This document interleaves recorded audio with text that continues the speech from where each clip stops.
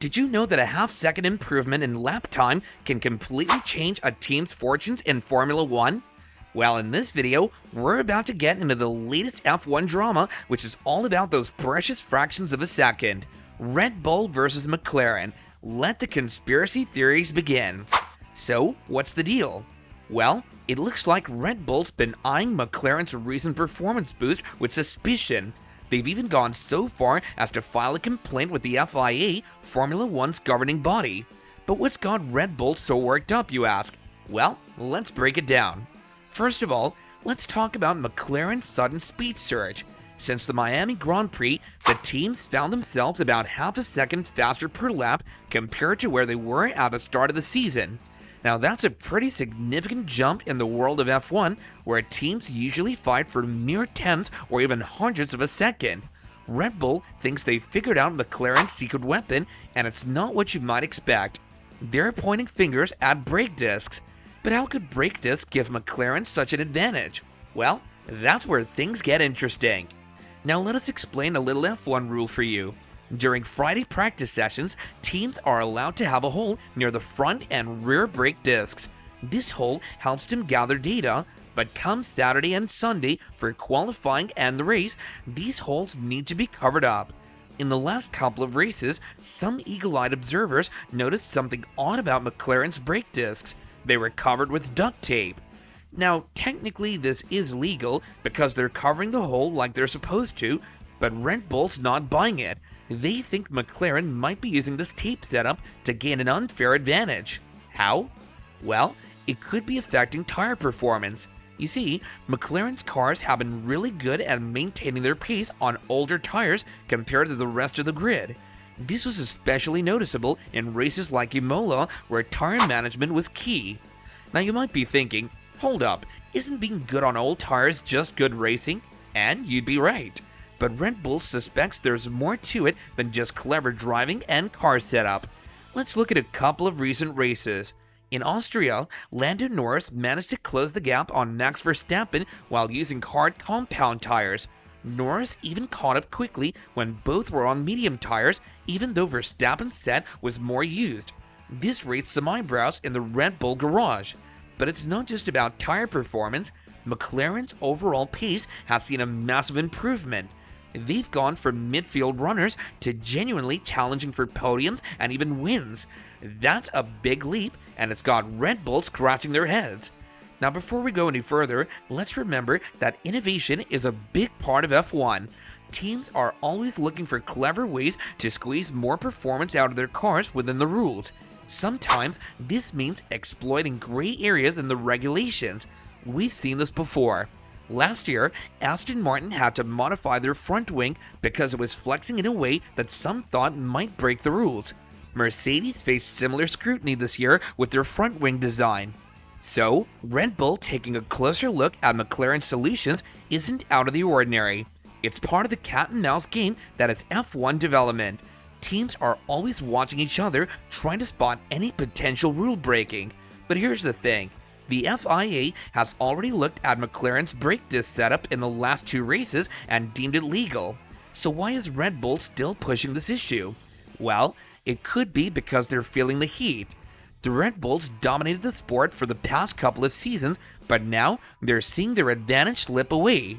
McLaren's not the only team catching up. Mercedes is in the mix as well. In fact, at the British Grand Prix in Silverstone, Mercedes looked like they might have the fastest car on the grid. This is probably adding to Red Bull's concerns. They're not just worried about McLaren anymore. They're seeing threats from multiple directions. Now let's talk about Red Bull for a moment. They've been the team to beat for a while now, but their dominance hasn't come without controversy. There have been accusations of a toxic environment within the team and rumors of engineers looking to jump ship. Some of this drama stems from Adrian Newey's departure, a legendary F1 designer. Apparently, there were some disagreements about the direction of car development. Red Bull chose to pursue a new philosophy which hasn't yielded the results they were hoping for. Don't get us wrong, Red Bull's still fast, very fast in fact, but they haven't made the kind of progress they were expecting, and when you're at the top, standing still feels like moving backward. This brings us to an interesting point made by Max Verstappen himself. He said the team can't use the excuse of we've reached the ceiling just because other teams are catching up. Verstappen believes there's always room for improvement and getting lazy isn't an option. It's a mature stance from the young champion, and it highlights the pressure Red Bull is under. They know they can't rest on their laurels, especially with teams like McLaren and Mercedes breathing down their necks. But let's get back to McLaren and this brake disc drama.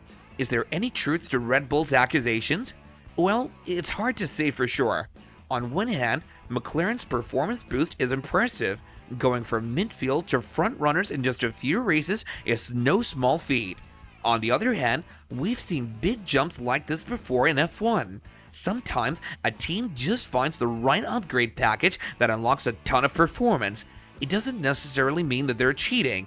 Plus, if we look at the last two races where Red Bull raised this issue, McLaren was still very competitive. In fact, they were often faster than the Red Bull, especially in certain conditions at Silverstone.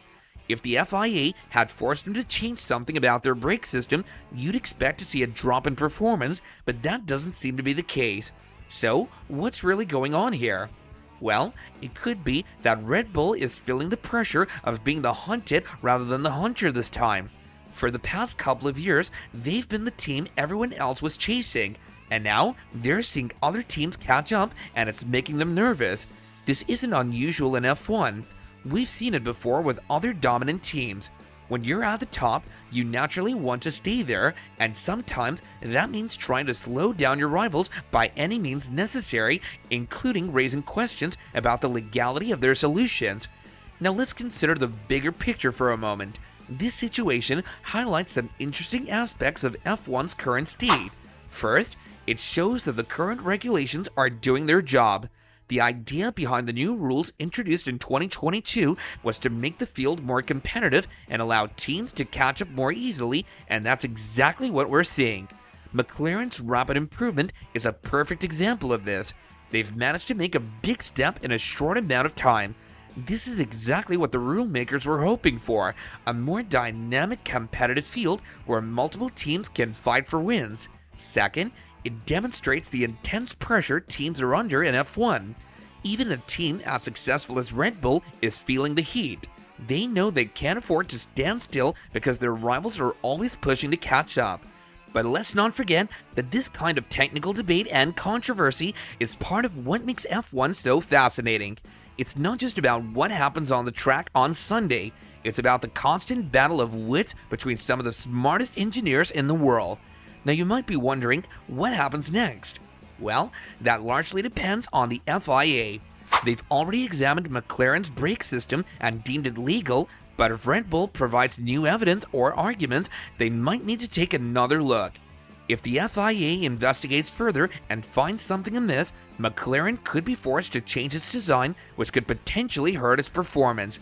But based on what we've seen so far, that seems pretty unlikely. More likely, this will blow over and become just another footnote in the long history of F1 technical controversies. But beyond the racing, this situation reminds us of something important about F1. It's not just a sport, it's a technical arms race. Teams are constantly pushing each other to innovate, find new solutions, and eke out every last bit of performance from their cars. So what do you think about all of this? Do you believe Red Bull's accusations have merit? Or do you think McLaren's just found a clever legal solution? Let us know your thoughts in the comments below, and while you're at it, don't forget to like this video and subscribe to our channel for more F1 news and analysis. Thanks for watching.